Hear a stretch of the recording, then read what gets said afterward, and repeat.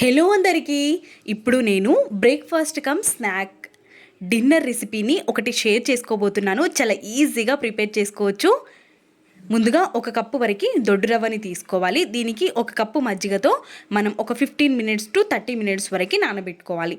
15 minutes నుండి 30 minutes నానిపోయిన తర్వాత mixie జార్లోకి వేసుకొని ఇలా మెత్తగా మిక్సీ పట్టుకొని తీసుకోవాలి. ఇప్పుడు ఇందులోకి 2 స్పూన్ల వరకు బియ్యం పిండి, రుచికి సరిపడా సాల్ట్ని వేసేసుకొని ఇప్పుడు ఈ పిండిని మనం పోపు పెట్టుకోవాలి. పోపుని కూడా కలిపేసుకొని ఇప్పుడు అందులోకి స్టఫింగ్ని ప్రిపేర్ చేసుకుందాం.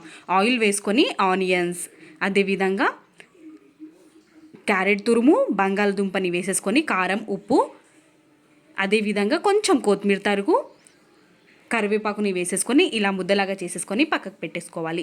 ఇప్పుడు మనం మిక్సీ పట్టి పెట్టుకున్న పిండిని వేసేసుకొని స్టఫింగ్ని పైన పెట్టేసుకొని పిండిని వేసుకొని చేసుకున్నామంటే చాలా టేస్టీగా ఉంటుంది. ఇంకా వివరంగా కావాలి మీకు అనుకుంటే నేను వీడియో కింద లింక్ ఇస్తాను, చూసేయండి. ఇలాంటి మంచి రెసిపీస్ కోసం అను కేఆర్ వ్లాగ్స్ని సబ్స్క్రైబ్ చేసుకోండి.